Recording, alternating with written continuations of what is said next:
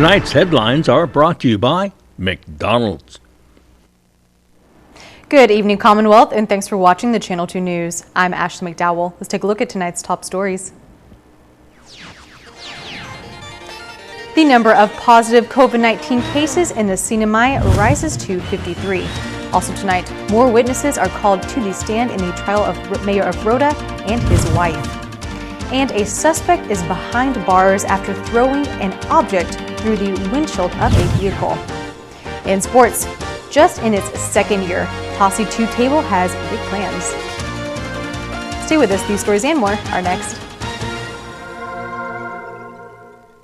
Great customer rep, always willing to go above and beyond for his customers. I truly hope she gets noticed at work, since I do see she is a hard worker. The field technician that visited my home was great and helpful. Thank you. Thank you. You really keep it up.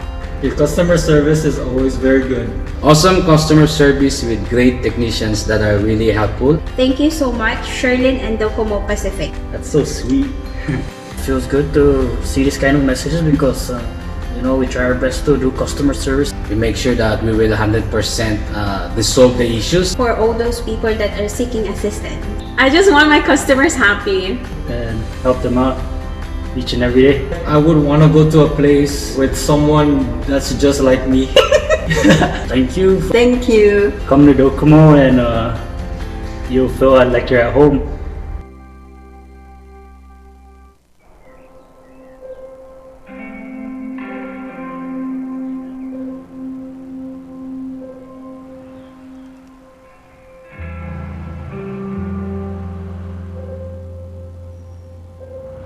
For all those going out each day, doing what they can to hold us all together, we're here to help those helping us all by keeping our lights on. Hey, all right. Yeah, yeah, yeah, yeah.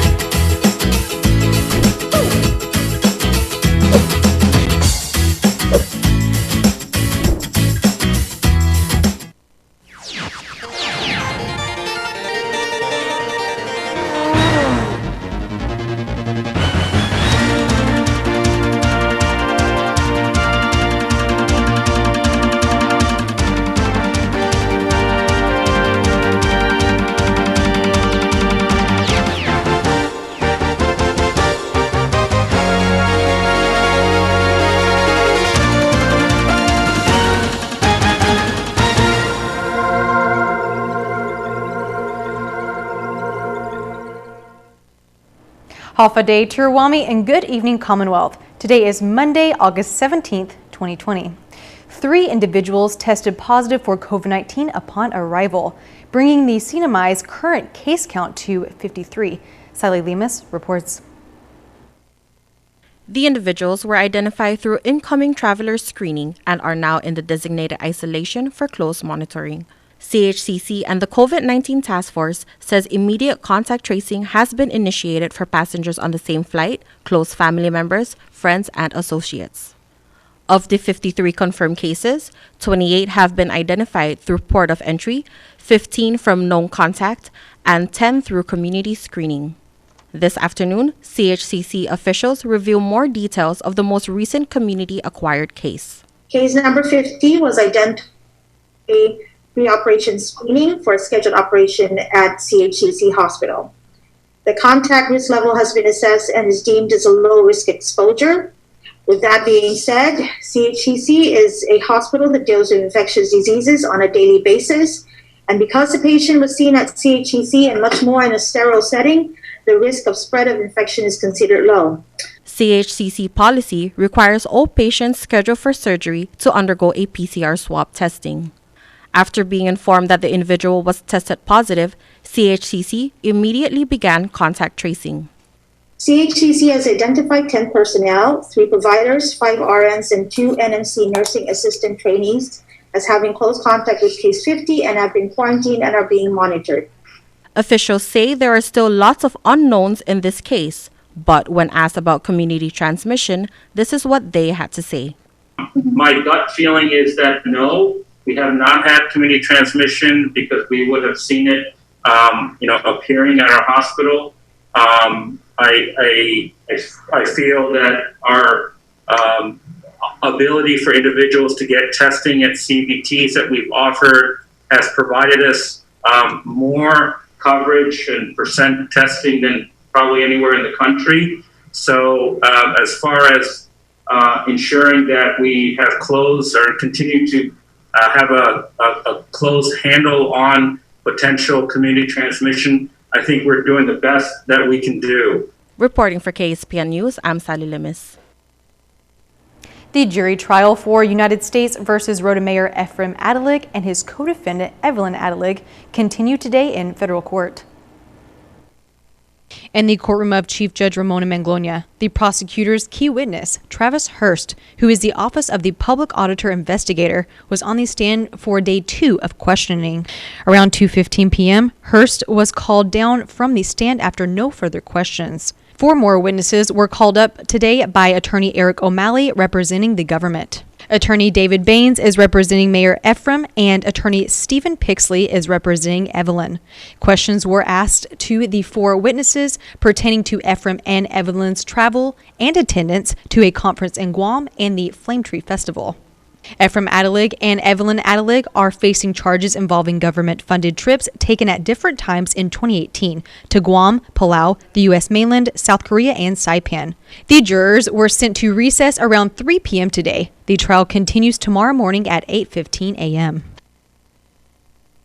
After being located by DPS officers, an individual admitted to throwing an object through the windshield of a vehicle parked at TASI Homes. 2 holes through the windshield of a sports car.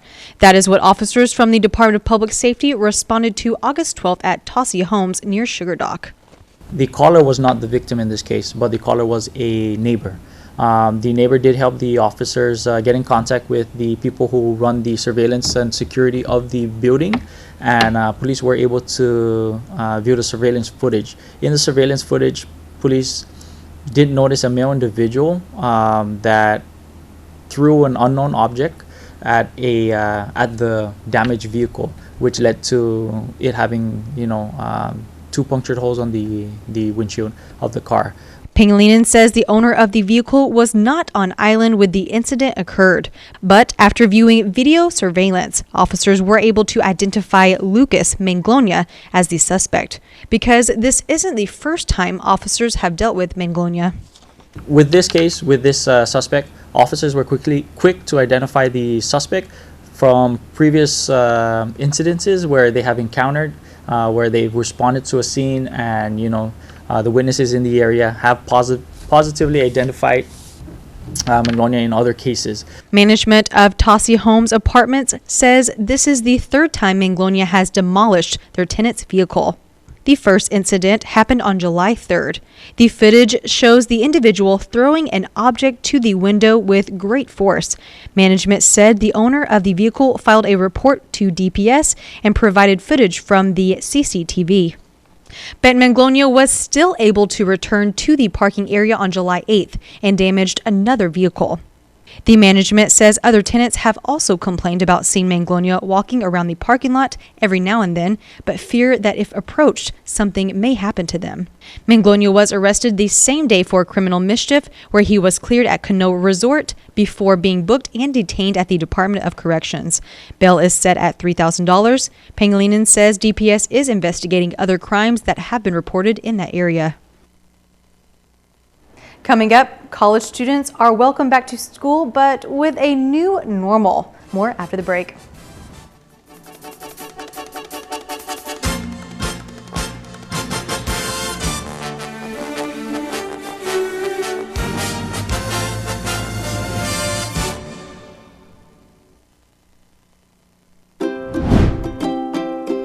The Tan Su Lin Foundation promotes the culture of giving back.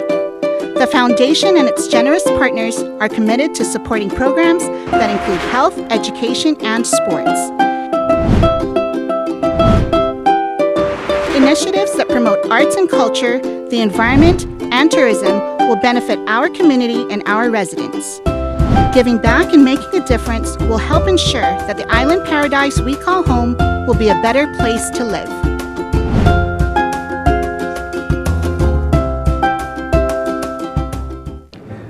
We need to pick up the food. Let me go so they can get it ready. Dude, what are you doing? Calling the restaurant. No, you can't. It's against the law. Okay. No, really. You can get fined $300 for the first offense and $500 for every offense after that. Wow. I didn't know that. Thanks for telling me. You saved me a whole bunch of money. No problem, dude. I got you. We can still listen to music, though. Go for it. Public Law 21-17 prohibits the use of any mobile device while operating a vehicle. This includes, but is not limited to, cell phones, text messaging devices, paging devices, tablets, laptops, video games, and digital cameras.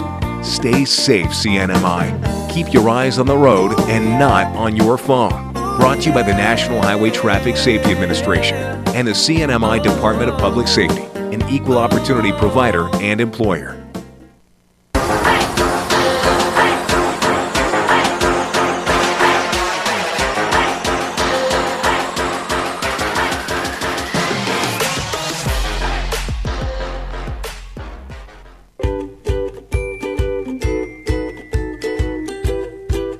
Winigi PHI Pharmacy in Gofadahi, Ihinim Lomo.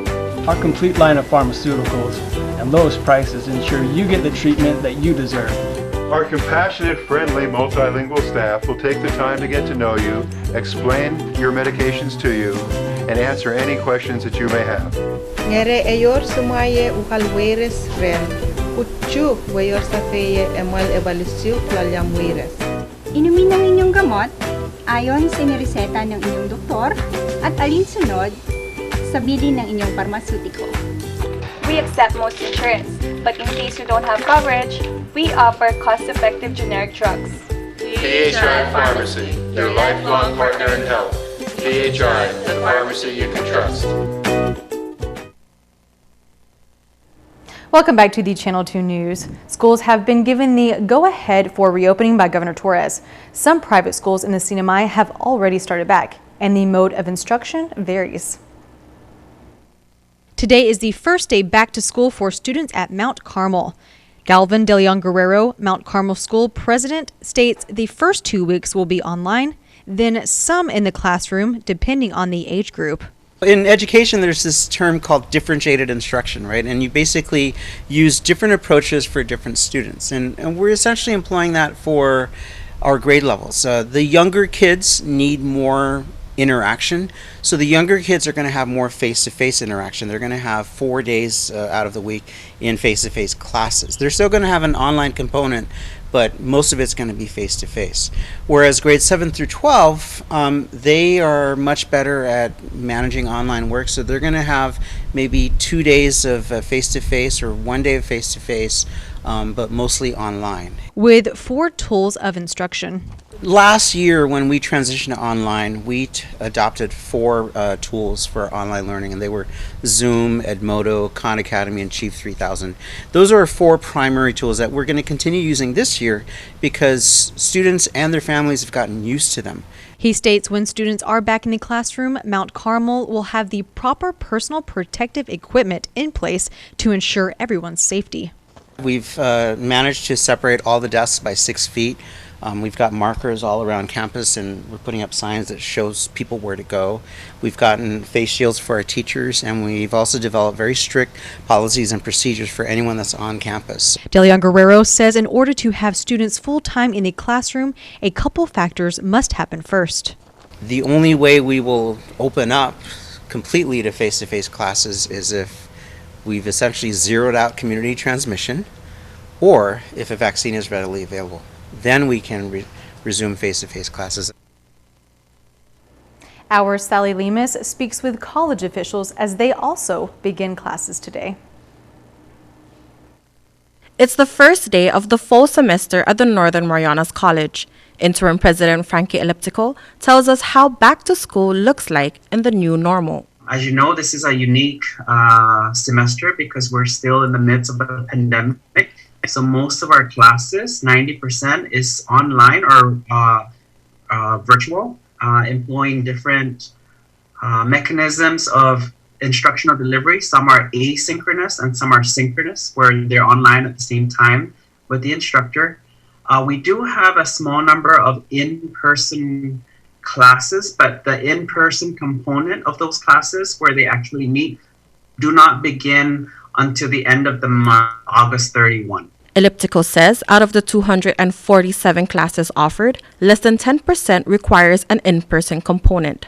But even with a small percentage, NMC is implementing strict guidelines and measures. So in addition to limiting the density of students on campus, we're also asking them to do self-screenings at home and making sure staying home if they're sick, practicing proper hygiene by washing their hands properly.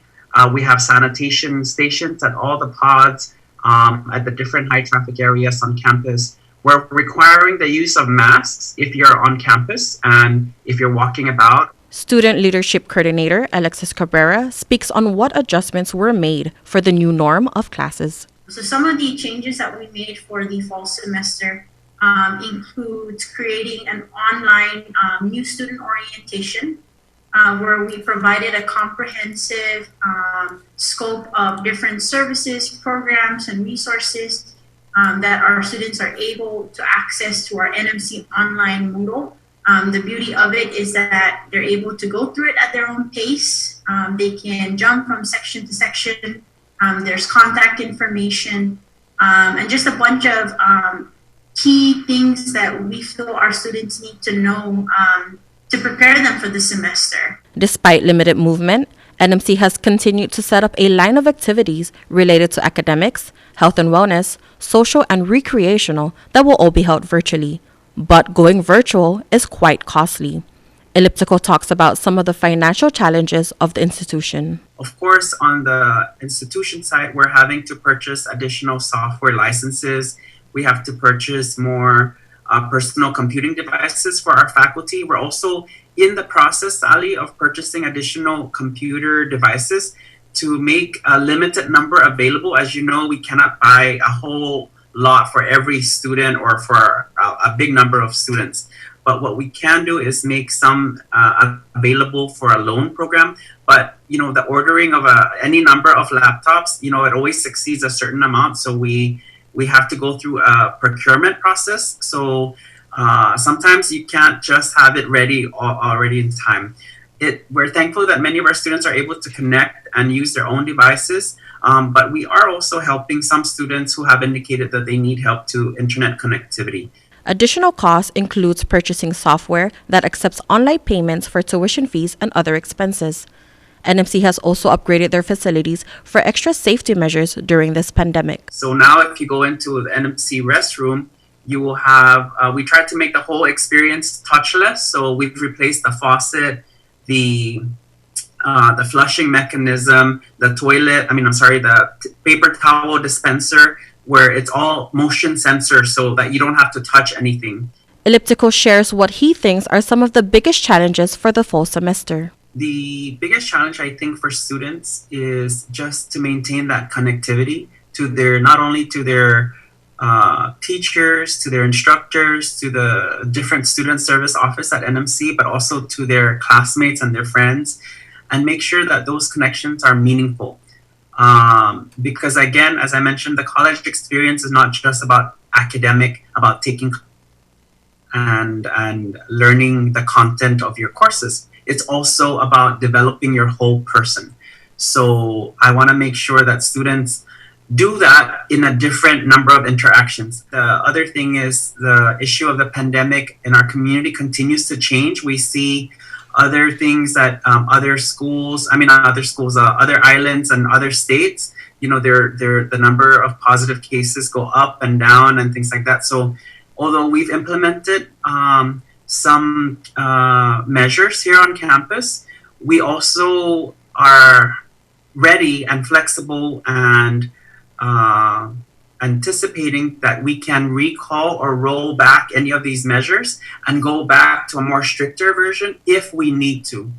NMC has about 1,300 students enrolled, which is higher than last fall semester's number. who would have thought, right, in this pandemic that we would be seeing numbers that are higher. They're just slightly higher right now, but registration's still going on. But still, we're here talking about a higher enrollment when many other schools are talking about a dip in their enrollment across the nation, you know. So I'm happy that we're able to welcome back our students back today on an online format. Reporting for KSPN News, I'm Sally Lemis. That's a welcome, positive story. Thank you, Sally. Congratulations to NMC and all the pros. All right, coming up in the sports report, more positive news. Yeah, it's Smiling Monday.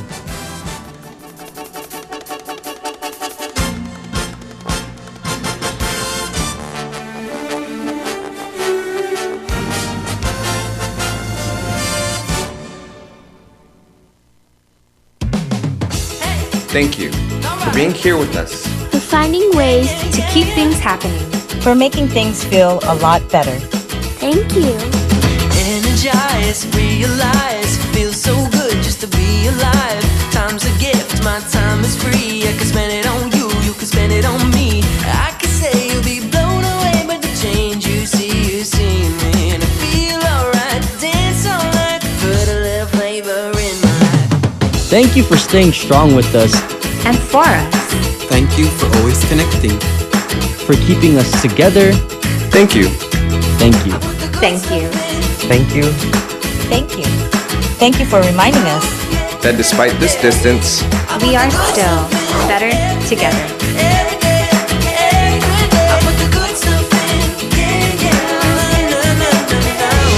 Docomo Pacific, better together. Did you know CNMI's coral reefs and seagrass ecosystems are worth about $115 million a year? Coral reefs alone are valued over $100 million a year. All the more reason these precious ecosystems must continue to be protected.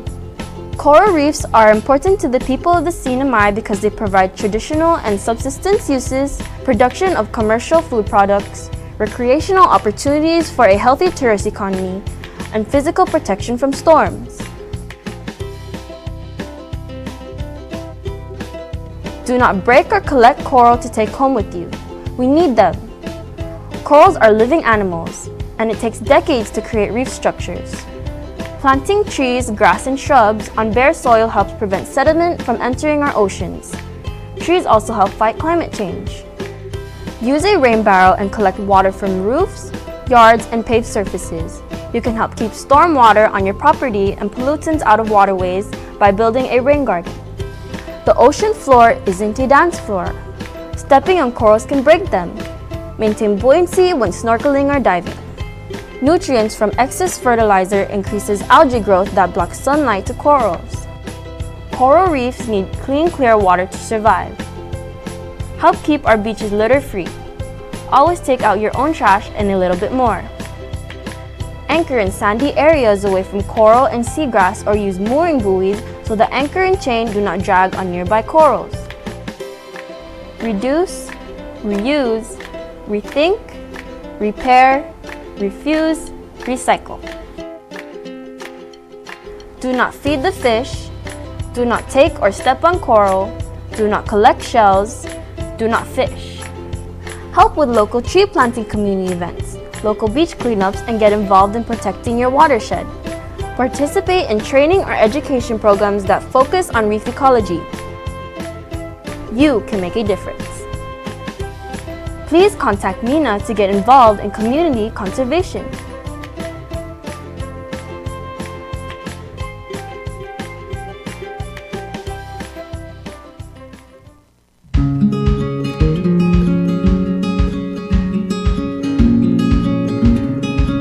Green sea turtles and hawksbill turtles call the Mariana Islands home. They are an important part of the marine ecosystem. They are under threat, and they are protected under CNMI law. Keep plastic out of the ocean. Keep vehicles off the beach. Use the Sea Turtle Stranding Hotline if you see poaching activities or if you see a turtle in trouble. Call 287-8537 and save a turtle.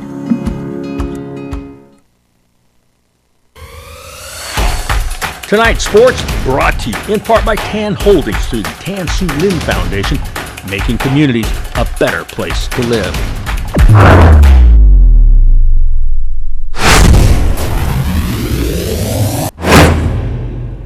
Buenas sports fans.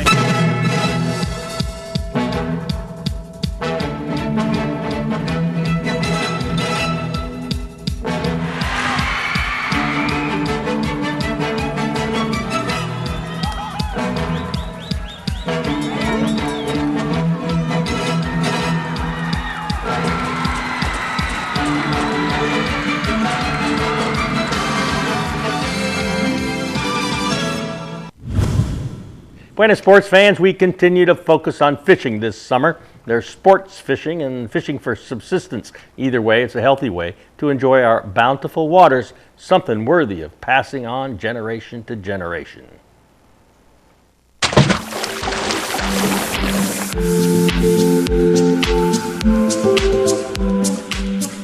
The Saipan Fishermen's Association is best known for sponsoring the annual Billfish Tournament. Last year, they branched out with a community outreach program for students called TASI to Table. Wayne Pangilinan explains. It all started with a branch out of the Saipan Fishermen's Association. In their mission, they said something about dealing with the youth and teaching the youth how to practice sustainable fishing. 4 high schools are currently participating. 2020 graduates, Derek and Alvana, are 2 of the first-year participants. Why? Why'd you get involved? I wanted to go for the experience. What have you learned since you joined? How to tie the knot for the hook. I've learned about our ocean and how to keep it clean. I've learned how to scale fish. I've learned how to cut it. And I learned how to interact with others. Like right now? Yes. Okay. All right, what's the best fish you ever caught? Tuna. You caught a tuna? Yes. Trolling? Yes. Okay. How big was it? It wasn't too big. It was Show me how small, big. actually, like this small. It's dinner. We have advisors in each school that form their club within the school under TASI to Table. And from that, we created an 8-month program. It's not just a summer program, it's an 8-month program. So we deal with boating safety, we deal with BECQ, we deal with so many environmental issues. We went and talked to biologists and stuff like that. One of the plans is to get a better understanding of fish poisoning in our waters. That we're going to have our students focus on the ciguatera toxin as a scientific data for the CNMI. It is one hell of a project. Saturday morning at Menachim, the program received a $1,000 donation from YouTuber Robert Arrington, along with words of encouragement using rotting coconuts as an analogy. But because they were not used, they just sat there. They rotted, and they never had a use in the world other than rotting. And so it dawned on me, I'm like, man, we are so much like the coconut. If you get up and get out there and work and stay positive and are productive, you yield good fruit and you're a part of society. But whenever you just sit there and have a negative attitude and you're not wanting to work and you're not wanting to be positive and you're not wanting to be productive, you just rot into the ground and you never ever realize your full potential. Like those coconuts that rotted on the ground, they never reached their potential because they were never used. So I encourage all of you, man, get up and get out there. Your land here is so incredibly beautiful.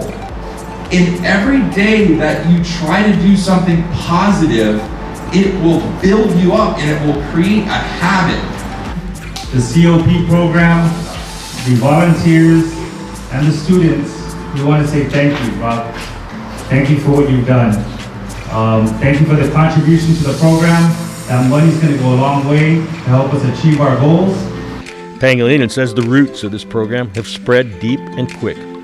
We've only been established just about a year now, but we started this in May of 2019 with the Daok Academy. We started with them first. A total of 16 students.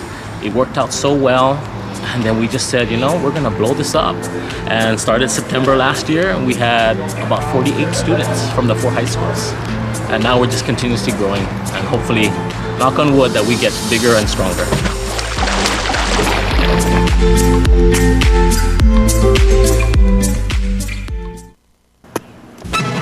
Here's the windup and the pitch.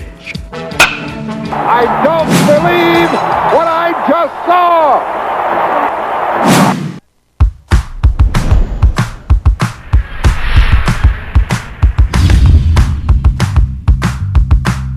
Hi, I'm Dre, one of the personal trainers here at Ghost Gym, and today I want to go over some exercises that you can easily apply into your current exercise program.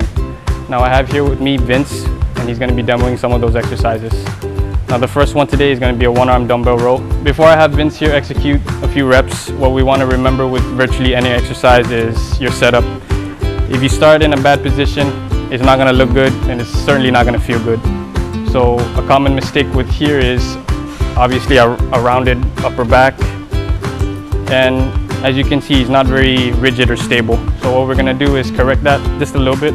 So his supporting arm and his leg that's supported on the bench as well is going to, we want to lock that in. Open up that leg a little bit to allow for a better path on that dumbbell. With the elbows coming up way too high, you can see the shoulders riding forward, and that's not what we want. So ideally, what you want to think about is pulling with your elbows and stopping right at the midline of your body. So in this position right here, you can feel his entire upper back along with his core.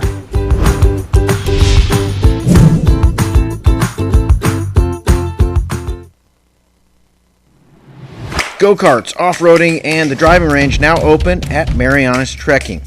Go-kart track will be open Fridays, Saturdays, and Sundays with 50% off when you book online at marianastrekking.com, hours 4 p.m. to 7 p.m. Use the promo code HAFA50 to get your discount. Off-roading is open too by reservation. Come on a 90-minute trail ride that is perfect for families. Book online, marianastrekking.com. Golfers, come practice on the driving range. You can even pay online and we will have the balls waiting for you. Come see us weekends at Marianas Trekking, 323-8735.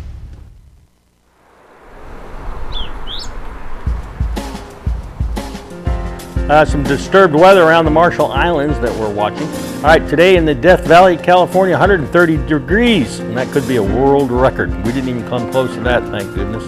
90 our high, 81 the low. The heat index 107, 70% tomorrow. Nice. High 90, low 80. Seas are calm out there, 2 to 3 feet. Sunrise 6:03, sunset at 6:38. And that is it for Monday. See you back here on Wednesday evening.